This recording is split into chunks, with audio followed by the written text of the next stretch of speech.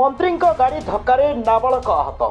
रायगढ़ जिला कल्याण सिंहपुर ब्लॉक सिकरपाई पंचायत बेलकोड़ा मंत्री गाड़ी धक्के जड़े नाबालक आहत होता देखा मिली।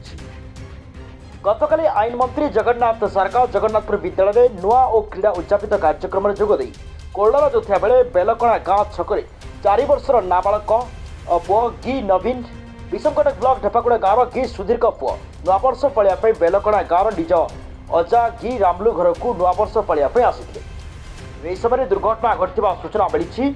तेबे जहाँ सूचना मिली गतकाली आईन मंत्री जगन्नाथ सरकार गाड़ी धक्का देथिबा सूचना मिली।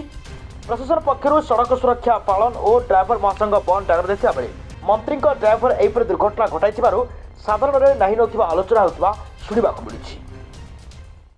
कल्याणपुर सिंहपुर मुझे सेपटू तो आम सब आसना परिवार ये भितर बोधे गाड़ीटा मुझे एक्चुअली पिला देख नी कि गाड़ी तो सी चलाते हठात कर ये बोधे आसला बेलू पछपटे से पिलाटा धाई आसारा किसी जना पड़ना तेज तो हस्पिटाल हाँ सिक्यूरीटी गार्ड पिलाटा हठात बाहर जो द्वारा पछपटे से पिलाटा छोट पिलाटा हठात सेपटे गाड़ी गला आसला सिक्यूरीटी एक्चुअली गला ही से पिलाटा हठात